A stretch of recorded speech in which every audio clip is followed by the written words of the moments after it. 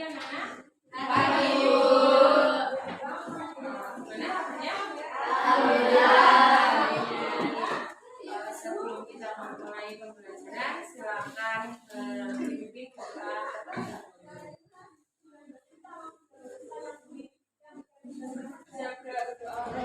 Alhamdulillahi Rabba wa bil Islami dina wa bil Muhammadin sallallahu alaihi wasallam nabiyya wa rasula rabbi zidni. Alhamdulillah ya, kita bersyukur kepada Tuhan Yang Maha Esa karena sampai hari ini kita masih diberi kesempatan untuk kesempatan dan kesehatan untuk belajar di masa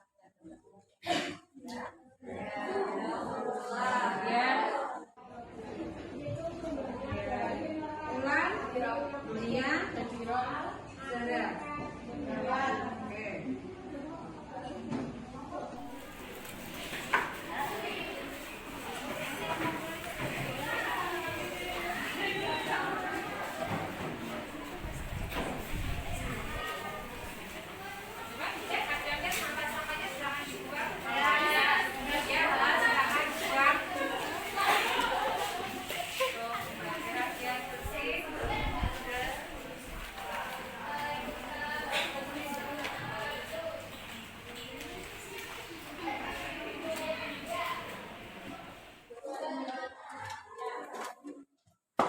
Sebelumnya saya ingin tanyakan sama kalian, apa yang dimaksud persediaan? Artinya apa yang kamu ketahui tentang persediaan? Yang kamu lihat di masyarakatmu, persediaan itu seperti apa? Bagaimana yang kamu lihat di toko-toko yang tersedia, di perusahaan dagang saja yang contohnya gampang, tempat yang sering kamu temui. Coba yang tahu silakan tunjuk tangan. Ya, silakan Pak Udin.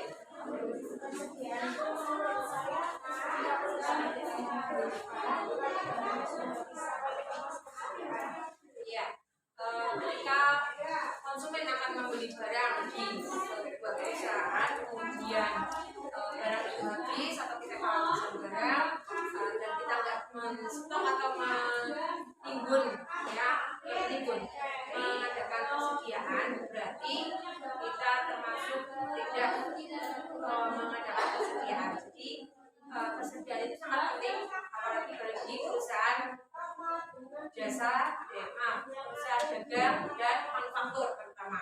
Karena nanti misalkan perusahaan manufaktur itu kita mau mengolah kain menjadi baju, ternyata stok kain tidak ada, maka kita akan terhambat dalam proses produksi. Kan sampai sini ya. Kemudian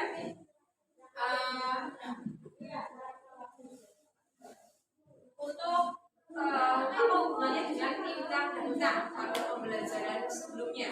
Persediaan berhubungan dengan piutang dan utang itu dikarenakan pada perusahaan dagang sebelumnya kita belajar tentang piutang dan utang. Pada perusahaan dagang itu waktu kita bertransaksi secara utang dan piutang, otomatis barang yang diambil dari perusahaan A akan habis jika tidak menyetok barang atau persediaan. Walaupun transaksinya secara piutang, misalkan piutang yang kalian tahu barang hari ini diambil kemudian dibayar 1 bulan berikutnya atau hanya periode berikutnya. Nah, pelanggan customernya kan tidak cuma satu ya, customernya kan banyak. Jika customer yang mengambil ternyata kita tidak menyetok persediaan, maka barang akan cepat habis dan kita tidak bisa melayani konsumen. Kemudian selanjutnya saya akan menjelaskan dulu tujuan dari pembelajaran kita ini kali ini, yaitu persediaan. Yang pertama adalah menegaskan pengertian persediaan dengan benar dan percaya diri. Kemudian mengklasifikasikan persediaan dengan benar dan percaya diri, mengklasifikasikan sistem pencatatan persediaan dengan benar dan bertanggung jawab dari sisi pengetahuan. Kemudian siswa dapat mengidentifikasi atau mengklasifikasikan persediaan dengan benar dan bertanggung jawab, dan mengidentifikasi sistem pencatatan dengan benar dan bertanggung jawab. Nanti kan ada sistem pencatatan akuntansinya, persediaan ya. Kemudian hal-hal yang faktor yang berhubungan dengan pencatatan persediaan, misalkan ada beberapa metode dalam persediaan, FIFO, LIFO, dan average ya. Kemudian KI dan metodenya apa Bu?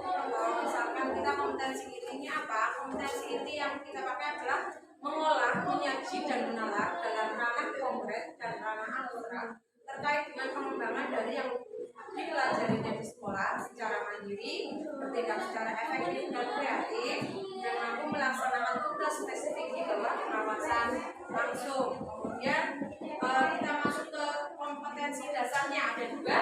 Dari sisi pengetahuan, kompetensi dasarnya adalah menjelaskan pengertian, klasifikasi, dan sistem pencatatan persediaan. Yang kedua dari sisi keterampilan yaitu mengidentifikasi, klasifikasi persediaan dan sistem pencatatannya. Kemudian lanjutnya kita masuk pada kegiatan ini, yaitu saya akan membagikan materi.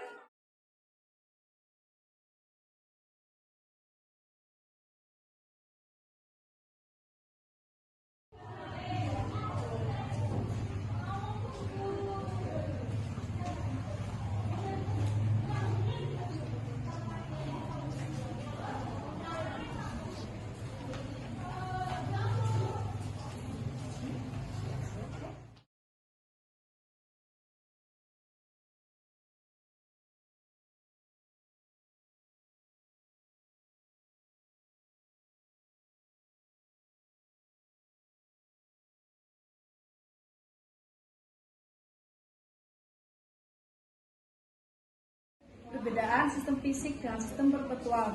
Yang pertama, sistem fisik. Pembelian barang dagangan secara kredit. Faktur pembelian dicatat dalam jurnal pembelian. Akun pembelian di debit dan akun hutang dagang di kredit. Sedangkan sistem perpetual yaitu saat pembelian barang dagangan secara kredit, faktur pembelian dicatat dalam jurnal pembelian, akun persediaan barang dagangan di debit dan akun hutang dagang di kredit. Menurut PSAK nomor 14 paragraf 5, persediaan merupakan aset yang siap dijual dalam kegiatan usaha barang dalam proses untuk dijual dan berupa bahan atau perlengkapan yang digunakan untuk proses produksi dan perimbangan jasa. Kemudian tujuan dari persediaan yang pertama, memenuhi kebutuhan dan permintaan. Yang kedua, menghilangkan risiko keterlambatan barang tiba. Yang ketiga, menjaga keberlangsungan produksi agar perusahaan tidak mengalami kehabisan persediaan. Yang keempat, memberikan pelayanan sebaik mungkin kepada konsumen dengan tersedianya barang yang diperlukan. Kemudian kita lanjutkan ke fungsi dari persediaan. Yang pertama, untuk memberikan stok agar dapat memenuhi permintaan. Ya, yang kedua, Untuk menyeimbangkan produksi dengan distribusi.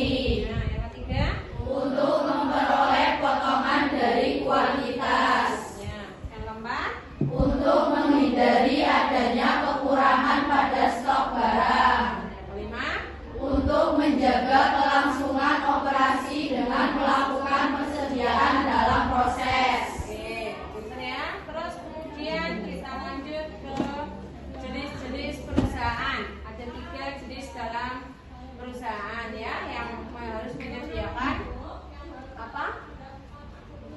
Persediaan. Ya. Dari sistem periodik saya jelaskan dulu. Pada sistem pencatatan periodik disebut juga pencatatan sistem fisik atau physical system karena perhitungan jumlah dan nilai persediaan hanya akan diketahui pada akhir periode saja untuk penyiapan pembuatan laporan keuangan. Akun persediaan akan diperbaharui nilainya hanya pada akhir periode saja sebelum penyusunan laporan keuangan melalui perhitungan fisik persediaan atau stock of name di gudang. Sedangkan pada sistem perpetual, pencatatan persediaan sistem perpetual atau terus menerus merupakan perhitungan jumlah dan nilai persediaan yang dilakukan secara terus menerus setiap kali terjadi transaksi yang berkaitan dengan persediaan barang dagang. Dalam jurnal pembelian, akun pembelian di debit, PPN masukkan di debit, dan akun utang dagang di kredit. Begitu juga di penjualan barang, memo, dan tidak ada pencatatan pada harga pokok persediaan barang dagang. Ya, ini nanti bisa kalian di handout sudah ada, ya, bisa dijelaskan. Kemudian yang kedua pada sistem perpetual, ya. Pada sistem perpetual juga, ya, ada 5. Saat pembelian barang dagang secara kredit, faktor pembelian dicatat dalam jurnal pembelian, akun persediaan barang dagang debit, dan akun utang dagang debit. Nah, pada saat penjualan barang dagang secara kredit, faktor penjualan dicatat dalam jurnal penjualan, akun piutang dagang debit, dan akun penjualan kredit. Nah, di sini bedanya apa? Yang nomor D, pada saat dapat memberikan informasi adanya akun persediaan barang dagang atau inventory dari akun harga pokok penjualan atau cost of goods sold. Berarti pada sistem perpetual, sehabis transaksi barang dagang yang dijual, pasti ada satu akun yang namanya harga pokok penjualan. Itu untuk menunjukkan apa? Menunjukkan cost of goods sold-nya. Ya.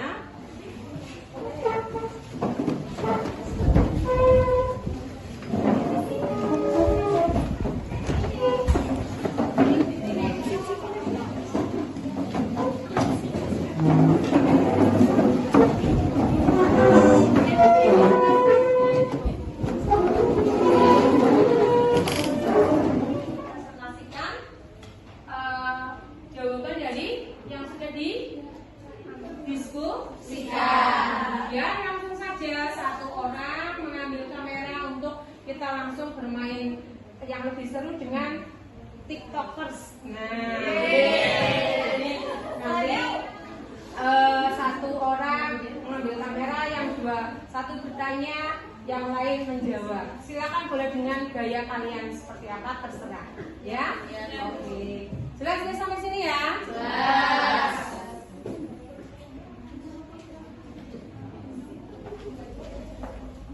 Ya, buka. Dapat nomor berapa? Nah, kelompok berapa ini? Kelompok 2 dapat nomor berapa? 4. Coba dibuka kelompok 4-nya. Sudah dibaca soalnya? Oke, silakan didiskusikan sama kelompoknya. Kemudian ini kelompok berapa? Kelompok 1 dapat nomor 1, silakan dibaca. Sudah? Nah, silakan didiskusikan sama kelompoknya dulu. Ayo bariskan kelompok berapa ini? Kelompok 3 nomor 5. Kelompok berapa? 3. Silakan dilihat kelompok 5 sudah dibaca soalnya? Sudah ya? Transaksi ya? Ya? Ada ya di ya, terus kemudian positif kelompok berapa? 3 dapat nomor 3. Sudah dibaca? Ya, silakan didiskusikan sama kelompoknya.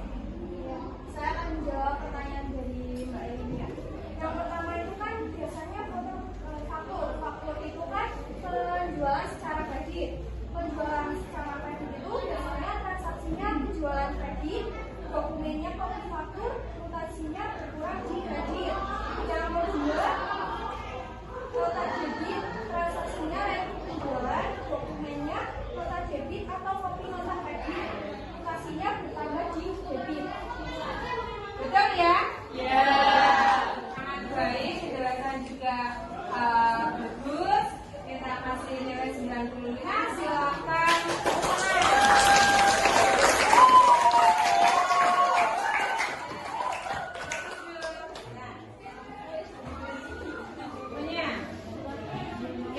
Jelaskan sistem pencatatan persediaan, sistem periodik, dan sistem perpaktual.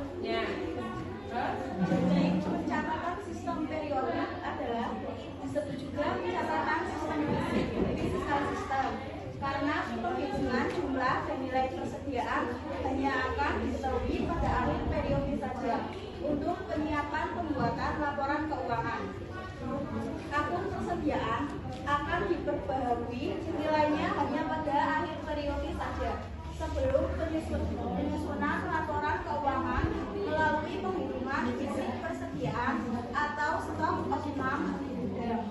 Sedangkan sistem pencatatan persediaan perpetual adalah perhitungan jumlah dan nilai persediaan yang dilakukan secara terus-menerus setiap kali terjadi transaksi yang berkaitan dengan persediaan barang dagang. Dengan sistem pencatatan perpetual, jumlah persediaan barang dagang bisa setiap saat diketahui.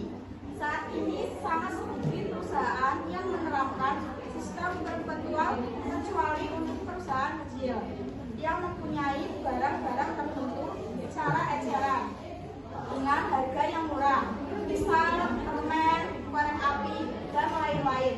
Terima kasih. Ya. Oke. Sudah ya?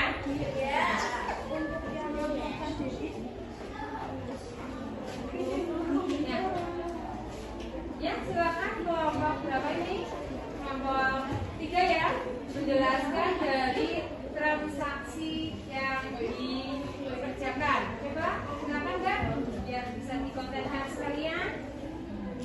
Boleh pakai gerak atau suara atau bagaimana? Boleh, silakan. Ya. Buatlah jurnal tersebut di atas menggunakan sistem persediaan fisik.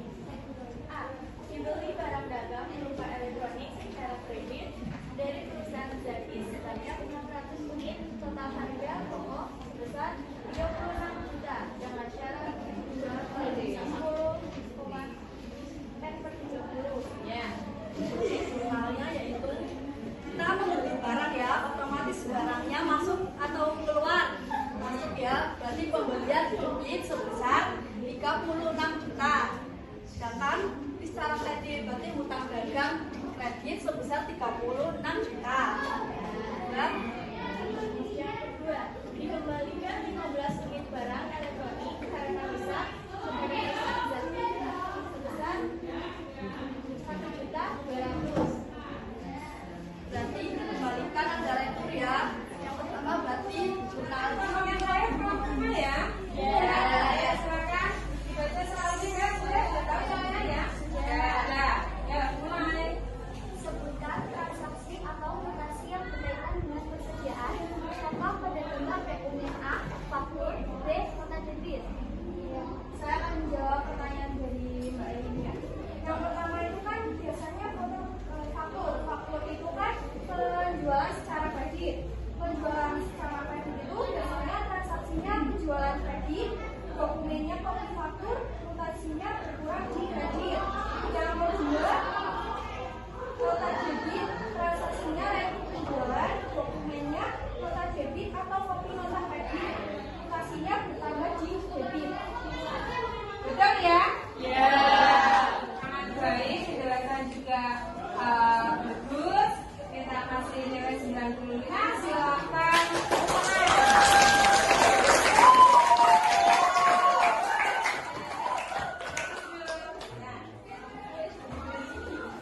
Kontennya ya, bisa bagus ya dengan jawaban yang transaksi itu betul sekali. Sudah menjawab transaksinya. Kita kasih nilai berapa ini? 95 ya?